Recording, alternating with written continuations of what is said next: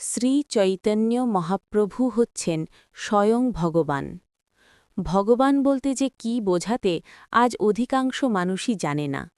তারা মনে করে যে মানুষ যদি একটু আধটু অলৌকিক শক্তি প্রদর্শন করতে পারে তাহলে সে ভগবান হয়ে যায়।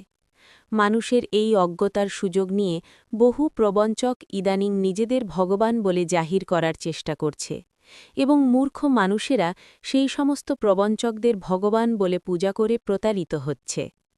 ভগবান শব্দটির অর্থ বিশ্লেষণ করে শাস্ত্রে বলা হয়েছে, ঐশ্বর্যস্য সমগ্রস্য বীর্যস্য যশস্যাঃ শ্রিয়াঃ জ্ঞান বৈরাগ্যয়শ্চৈব স্বর্ণাং ভগইতিঙ্গনা।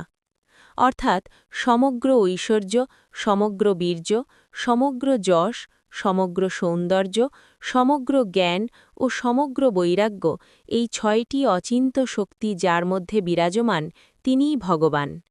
তাকে কেবল সব করণের পরম কারণ পরম ঈশ্বরের মধ্যেই দেখা যায়।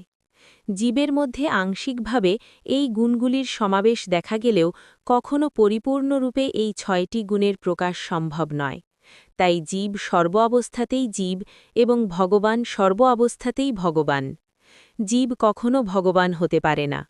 পক্ষান্তরে জীবের পক্ষে ভগবান হওয়ার চেষ্টা করা সবচেয়ে গর্হিত অপরাধ।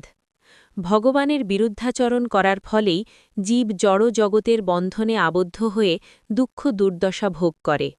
তাই ভগবানের আনুগত্য স্বীকার করাই জীবের ভববন্ধন বা জাগতিক দুঃখ দুর্দশা থেকে উদ্ধারের একমাত্র উপায়।